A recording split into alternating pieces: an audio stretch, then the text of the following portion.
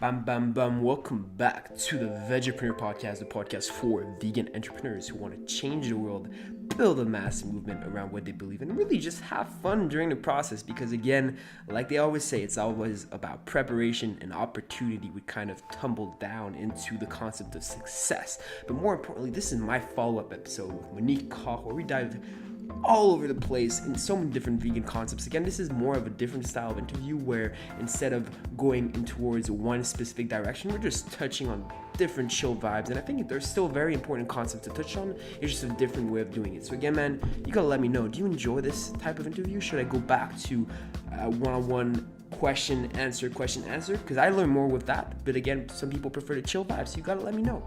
Go DM me at Vegapreneur on Instagram, go comment down below on this specific podcast, and man, just have fun. We're learning, I'm learning, you're learning. This is great. Enjoy this interview. Actually, not that long ago, like 6 months ago, my dream was to become a chef. Before I bought like a social media marketing course, my dream was to become a chef, and I would like travel the world, almost like avant-garde vegan. You probably heard of him. Wow. Yeah. Yeah, so like I reached out to him and was like, yo, please help me. I'm desperate. What do you recommend a young guy that has no experience in cooking wants to start cooking? And he sent me like a nice paragraph telling me exactly like what he recommended. But then I don't know, I started cooking every day. I was passionate about it, but then when you become too dogmatic about it, I feel you just lose a spark and then it just like fades away. So how did you discover that balance since you've been doing it for such a long time? That's a good question. I think, okay, let's talk about the failures though, really fast, because I Yeah. mean, it was, oh my goodness, it was so many failures. And tofu, back to the tofu, was a major one because I would come across recipes and they would say press the tofu, and I'm like, huh? What does that even mean? Like, press it how? Press it when I take Yeah. it out the tub? Like, what am I doing to press it? You know, the little tub that it comes in? It's like, Yeah. well, how am I pressing it? Like, what does that mean? And then they would say sometimes people would be a little more specific, and they'll say, wrap it in a towel and then press it. And I was like, but what am I pressing it with? Like, I was so clueless. I don't even think I had tofu before I became a vegan. And so Sure. the first several times that I made tofu, my family was like, what is this? Like, I'm not this like it was mushy, right? Like, really mushy. It's like, what is this? Like, stop giving us these failure struggle meals. Like, what are you doing? So I just had to spend a lot of time. And the way that I learned how to, I guess, put recipes together was by learning how to cook from other people. So I would be on YouTube, I would be on Pinterest. It wasn't Instagram back then, so I wasn't on Instagram, but I would look at a lot of food blogs. And so I would just see, I just noticed that certain ingredients would go good together. And I just kept experimenting and just cooking and going back to the same people who had like recipes that I thought were good. And like, because I was to the point where my family was so tired of my nonsense in their mind. They were so tired of my cooking that I had to go to the people that I trusted, that I knew Yeah. that the food would be good, because I was I wasn't much of a cook before I became vegan, So I was like, Yeah. what am I gonna do? Because it's funny because I thought I was a cook before I became a vegan and realized I wasn't, because I was literally opening a box and putting like fish sticks in the oven. And I thought I was like burning up some food, cooking up some good stuff. So I don't know. I had to be like really gentle with myself, and it was hard to Yeah. be gentle with myself to keep going, because there were days where I just really wanted to call Domino's and just call it a day because I think that it was just different because I was cooking for a family, Yeah. and it wasn't just like I'm screwing up a meal, because if I screw up a meal, I'm going to just eat it all week. It's like whatever. But Yeah. if I screw up a meal and it's five of us, then I wasted money and we're still hungry.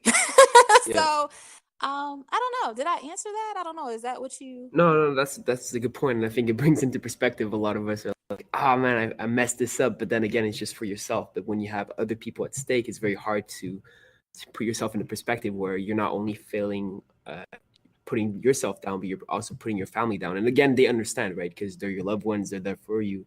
But again, it's a whole different dynamic where when you're doing it for other people and they're expecting something of you. Right, absolutely. I mean, it was to the point where my kids would come to the table and they would be like, "Oh, here we go again. Like, what is this? Oh, Like, I don't even recognize this." And that's why I love the vegan substitutes like Field Roast and Gardein and all of those yeah. brands. I love them because they look familiar, they're tasty, and your family, it makes families more open to it. Because if I didn't have those options back then, I don't think we would have been able to do it together. Okay, I that makes sense. actually, let me take that back. I know we wouldn't have been able to do it together by not having those transitional. People call them transitional foods. To me, it's like a part of my. I like them, so I eat them. Probably like once a week or so. But Yeah. um, they made a huge difference in the beginning because I couldn't give my family some rice and some broccoli. They would have been like, Yeah. or some lentils. They're like, what is this? Because we ate nothing like that before. I was like the queen of hitting a drive-through. So Wow. yes, I would hit Wow. I would hit that drive through hard before this. So this was a huge shift for my huge shift for my family because no, they were not for it. It's like, where are the corn dogs and where are the French fries? I am not eating this. So but it was worth it. You just can't give up though. Like you have No, to get like really clear on your why. I think that's like the thing that kept me going.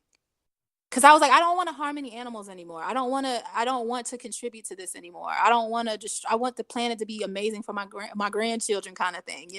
Like I just didn't want to contribute to the devastation. So yeah. that kept me going when I would have these meals that I put together and they didn't make sense or they weren't good. So yeah. Okay, I So know you're right. Yeah. No, that's a good point. I feel like I remember when I went vegan, it was like cold turkey 100%. Because first of all, it started with an education process, right? You don't go vegan overnight just because you hear that it's killing animals. You just have to educate yourself, know what's good for you, what you should eat.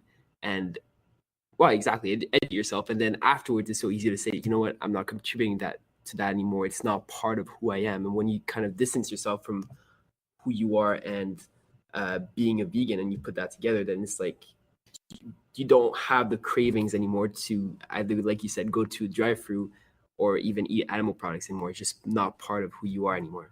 And that ties into absolutely. your why. Absolutely. And then having and especially for like cravings, there's so many substitutes to take care of it. I Oh mean, yeah. they literally have, we've Yeah. probably all dabbled in this Vegan a is not million. equals healthy. Yeah, it doesn't. But at least you can take care of some of those if you do have some Yeah. cravings for certain things and you miss it. Because sometimes I can understand why people don't do it because it feels like you have this sacrifice, like you're sacrificing your life forever by being vegan. And it really doesn't have to be that. You can do it the way you Hmm. want to do it. And don't let the internet make you feel like you have to do it their way. Because I felt like that used to mess me up a lot too in the beginning.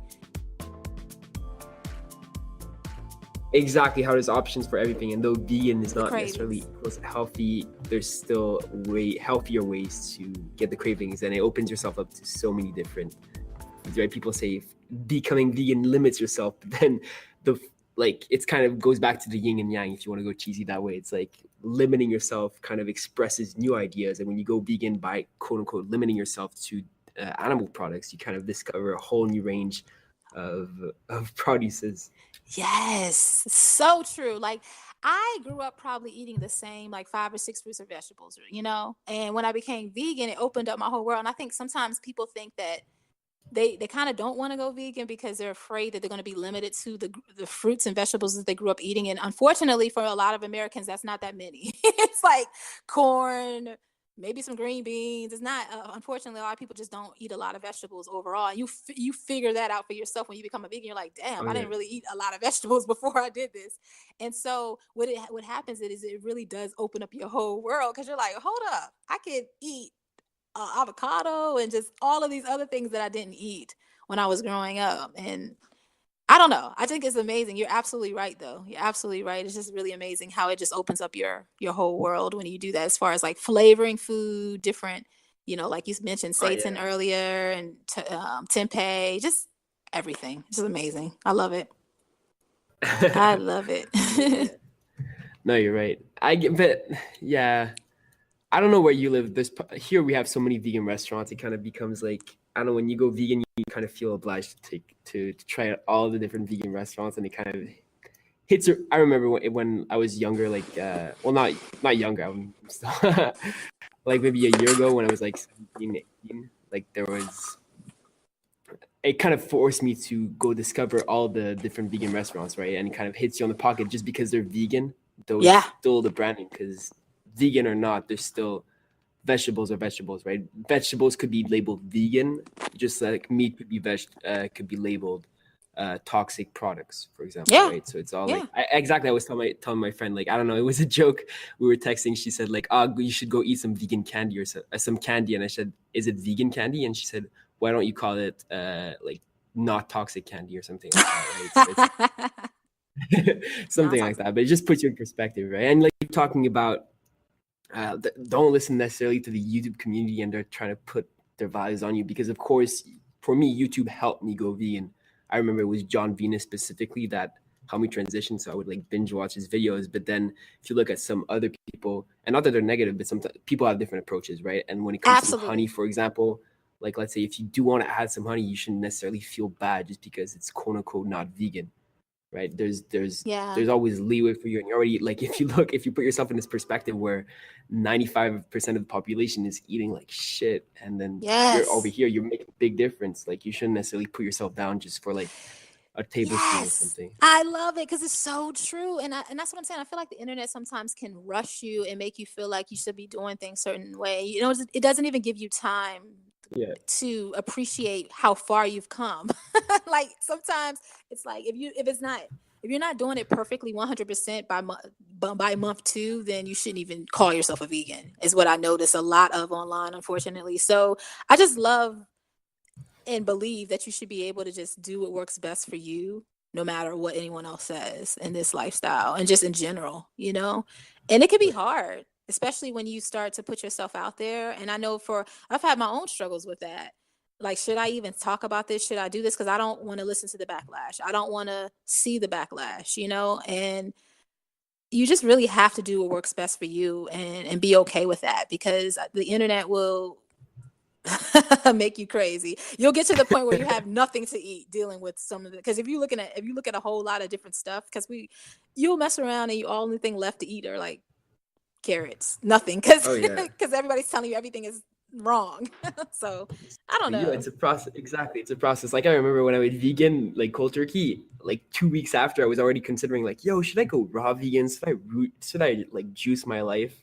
But then my pantry was still not converted, right? It was still a process. So I was like, man, this is not maybe not the best idea. But then like you surround yourself with all these like raw vegans living in nature, and you're like, oh, this is so cool, and it kind of like tears you apart from two different poles.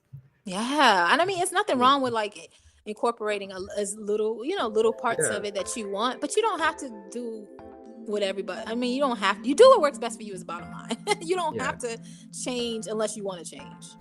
This was the Veggiepreneur Podcast. If you did enjoy this interview, this style of interview, because again, you made it all the way to the end, right? You're real. Make sure that first of all, you take 20 seconds now to write down anything that you've picked up on that will better your life, really get you the results that you want to get, and get you to that next level, because we're all at some microscopic level hitting plateaus, and it's really important for us to identify what we know, what we don't know, more importantly, and so we can transcend that to better our life and grow as a person, as a community, as a big fat ping pong ball. Oh yeah.